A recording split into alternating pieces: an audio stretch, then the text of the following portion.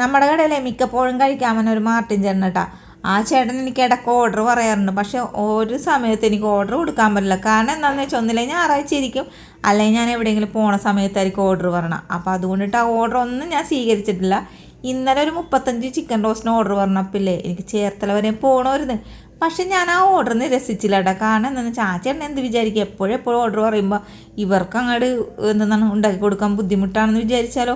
അപ്പോൾ അതുകൊണ്ടിട്ട് ഞാൻ ആ ചിക്കൻ റോസ്റ്റ് ഉണ്ടാക്കി കൊടുത്തിട്ട് ചേർത്തല പോകാൻ നിർത്തി. അങ്ങനെ ഞാൻ കഴുകി വൃത്തിയാക്കിയ ചിക്കനിലേക്ക് മഞ്ഞൾപ്പൊടി, ഉപ്പും കുറച്ച് മുളക് പൊടിയും പിന്നെ ചിക്കൻ മസാല അങ്ങനെ ഇട്ട് കൊടുത്തിട്ടുണ്ട്. ഇനി ഇതിലേക്ക് കുറച്ച് വിനാഗിരിയും കൂടി ഒഴിച്ച് കൊടുത്തിട്ടുണ്ട് കേട്ടോ.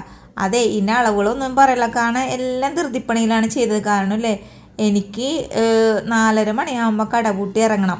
അപ്പോൾ അവർക്കാണെങ്കിൽ ചിക്കൻ റോസ്റ്റ് 6-6:30 മണിയാകുമ്പോഴേക്കും രാത്രിക്കാലത്തേക്കാണ് എത്തിച്ചാൽ മതി.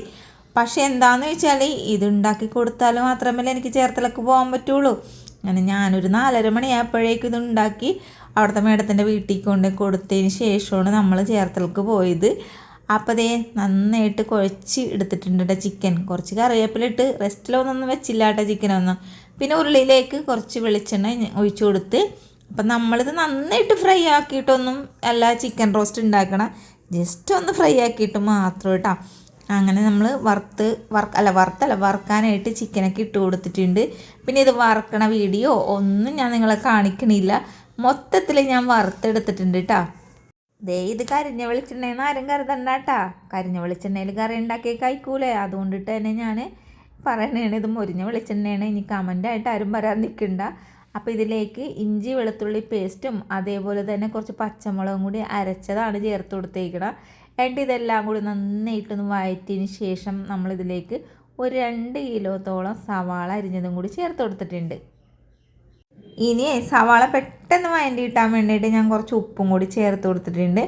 അപ്പം നമ്മൾ ചിക്കൻ റോസ്റ്റിൻ്റെയൊക്കെ ഒരുപാട് വീഡിയോസുകളൊക്കെ ഇട്ടിട്ടുണ്ട് കേട്ടോ. അതെല്ലാം വെറൈറ്റി ചിക്കൻ റോസ്റ്റാണ്.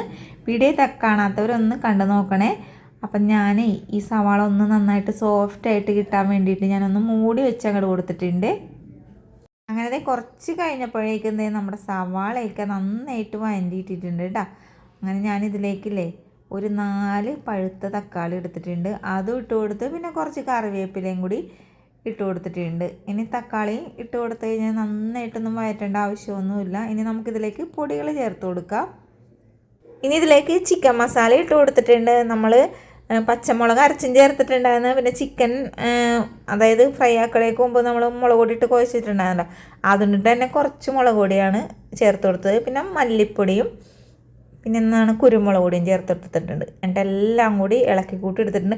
മല്ലിപ്പൊടി അത് ഇത്തോളൊന്നും ഇട്ടില്ല കേട്ടോ, ഒരു 2 ടേബിൾ സ്പൂൺ മല്ലിപ്പൊടി മാത്രമേ ചേർത്ത് കൊടുത്തിട്ടുള്ളൂ. ഈ ഒരു ചിക്കൻ റോസ്റ്റ് ഇല്ലേ നമ്മൾ ബിരിയാണിക്ക് വേണമെങ്കിൽ അങ്ങനെ എടുക്കാൻ പറ്റും, നെയ്ച്ചോറിനും. കാരണം നമ്മൾ കല്യാണ വീട്ടിലൊക്കെ ഉണ്ടാക്കുമ്പോൾ ഒരു കറുത്ത കളറ് ബിരിയാണി മസാല ഉണ്ടാവില്ലേ, ആ ഒരു മസാല പോലെ ഇരുന്നിട്ട് ഈ ഒരു ചിക്കൻ റോസ്റ്റിൻ്റെ മസാല നല്ല ടേസ്റ്റ് ഉണ്ടായിരുന്നു. പിന്നെ വറുത്ത് വെച്ചേക്കണ ചിക്കനും കൂടി ഇതിലേക്ക് ചേർത്ത് കൊടുത്ത് ഇച്ചിരി കോളം വെള്ളവും കൂടി ഒഴിച്ച് കൊടുത്തിട്ടുണ്ട്. എന്നിട്ട് നന്നായിട്ട് ഇളക്കി കൂട്ടിയിട്ട് ലോ ഫ്ലെയിമിലിട്ടിട്ട് വേവിച്ചെടുക്കാമെന്നാണ് ഞാൻ വിചാരിച്ചത്. അപ്പം നോക്കുമ്പോഴേ ഒരു ദിവസം എന്തോ ഉണ്ടാക്കാനായിട്ട് ക്യാഷ്നട്ട് പൊടിച്ചിട്ടുണ്ടായിരുന്നു, അത് ഫ്രിഡ്ജിലിരുന്നേച്ച്. ഞാനപ്പോൾ എന്ത് ചെയ്യാമെന്നറിയാമോ, കുറച്ച് വെളിച്ചെണ്ണയിലോട്ട് ഈ ക്യാഷ്നട്ടും പിന്നെ കുറച്ച് തേങ്ങയും വെള്ള കസകസ് ഉണ്ടായിരുന്നു അതും കൂടി ഇട്ടിട്ടില്ലേ ഇതേപോലെ അങ്ങോട്ട് വറുത്തെടുത്തതിന് ശേഷം നമ്മൾ ചിക്കനിലേക്ക് ഇത് വെള്ളം തൊടാതെ അങ്ങോട്ട് അരച്ചെടുത്തിട്ട് ഇതങ്ങോട്ട് ഒഴിച്ചു കൊടുത്തിട്ടാ. ശരിക്കും പറഞ്ഞാൽ നമ്മൾ ഈ ഒരു മസാല ഒഴിച്ചപ്പോഴാണ് ചിക്കൻ റോസ്റ്റ് കൂടുതൽ ടേസ്റ്റ് ഉണ്ടായിരുന്നു കേട്ടോ. പിന്നെ കുറച്ചും കൂടി ടേസ്റ്റ് കിട്ടാൻ വേണ്ടി ഇച്ചിരി കുളം പഞ്ചസാരയും ഇട്ട് കൊടുത്ത്. ചില ആൾക്കാരേക്കും പഞ്ചസാര ചിക്കൻ റോസ്റ്റിൽ ഇടാമെന്നാൽ പിന്നെ കുറച്ച് ചായപ്പൊടിയും കൂടി ഇട്ടുകൂടെ എന്ന് ചോദിക്കാറൊക്കെ ഉണ്ട് കമൻറ്റിലൂടെ. എടോ ചായപ്പൊടി ഇടേണ്ട ആവശ്യമൊന്നുമില്ല, എന്നാൽ പിന്നെ ഞാൻ കട്ടൻ ചായയാണ് തിളപ്പിച്ച് കുടിക്കാൻ പോണത്. അതേ പഞ്ചസാര ഇട്ടാൽ കൂടുതൽ ടേസ്റ്റ് ഉണ്ടാവും, അത് ഉണ്ടാക്കിയാലേ അറിയാൻ പറ്റുള്ളൂ കേട്ടോ. പിന്നെ ഞാൻ നോൺ വെജ് കുറച്ച് ദിവസത്തേക്ക് ഒഴിവാക്കിയത് കൊണ്ടിട്ട് അനിയത്തിനെ കൊണ്ടാണ് ടേസ്റ്റ് നോക്കിക്കണത്. കഷ്ണോട് കണ്ടാന്ന് പറയുമ്പില്ലേ ആൾക്കാരെന്നെ പറയേ ആ അനിയത്തിക്ക് പാവ ഒരു കഷ്ണം കൊടുക്ക് സബീനാന്ന് പറയും. അതിന് ഗ്രേവി നോക്കണി ഒന്ന്.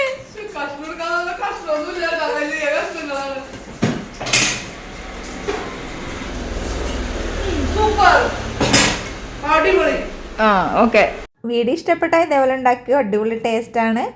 അപ്പോൾ വീഡിയോ കണ്ടതിന് താങ്ക് യു.